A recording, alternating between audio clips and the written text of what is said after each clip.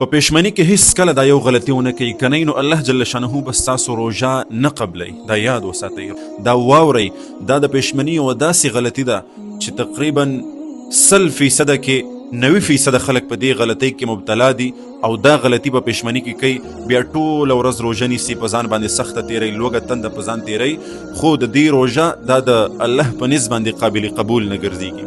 اوس هغه غلطي چې په هغې کې اکثریت خلک مبتلا دي او دا ډیره خطرناکه غلطي ده، دا کومه غلطي ده؟ دا غلطي ده د پېشمني د وخت او د روژه ماتي د وخت. غلطي څه ده؟ غلطي دا ده چې مونږ او تاسو په پېشمني او په روژه ماتي کې د وخت خیال نه ساتو. څنګه د وخت خیال نه ساتو؟ تاسو به اکثر خلک لیدلی وي چې دې ته د روژې د بندولو او بیا د روژې د ماتولو وخت ورته نه وي معلوم. بس اذان ته یې غوږ ایښی وي چې اذان وشي پېشمنۍ بند کړي، چې اذان وشي روژه ماتې وکړي. الله اکبر. دا ډیره لویه غلطي ده، ډیره لویه غلطي ده.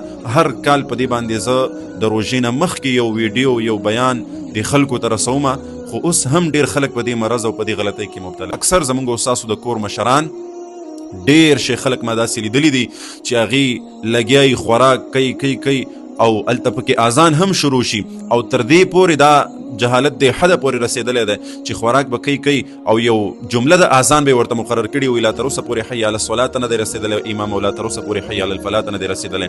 تر دې پورې چې امام لا اله الا الله وایي بیا هم دا ظالم لګیایي خوراک کوي او د خوراک نه بندېږي، د پېشمنۍ نه بندېږي. دا یاد وساتئ.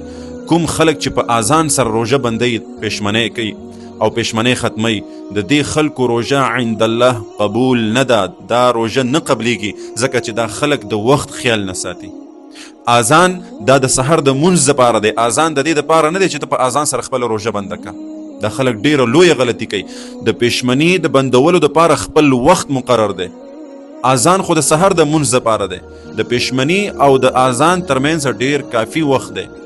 پېشمنۍ چې بندېږي دا د سحر د اذان نه وړاندې بندېږي، یعنی د صبح صادق د راختلو نه مخکې پېشمنۍ بندول پکار دي.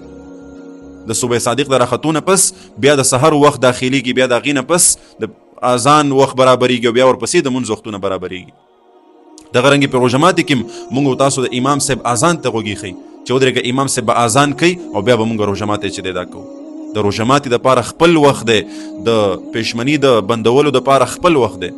لہذا کوم خلک چې په هر ځای کې دي، که په بهر ملکونو کې دي، هغې دي د موبایل په ذریعه سره د دې خپل اپونه دي، اپلیکیشنز دي، هغه د انسټال کړي، د هغې په ذریعه سره د خپل روژه بندوي. او کم چې دلته په وطن کې دننه خلک دي نو علما کرامو چې کومه نقشه کم وخت مقرر کړی دی هغه ټول په کور کې وساتئ. د هرې میاشتې خپله یوه نقشه د منځونو اوقات پکې د رمضان مبارک خپل وختونه دي، هغه نقشې د ځان سره په کورونو کې کېږدئ او په هغې باندې خپلې روژې بندوئ او په هغې باندې د خپل رمضان د دې حساب کتاب ځان ته برابر کړئ. داسې نه چې هندو ستړی او خدای ناراضه، ټوله ورځ روژه مو نیسه، خوراک کم مه کوه، څښاک کم مه کوه، په ځان سخت هم تېروه او منځ کې چې دی عند الله ستا یو عمل هم قبول نه وي، ستا روژه قبوله نه وي، ځکه چې په هغې کې غلطیانې دي.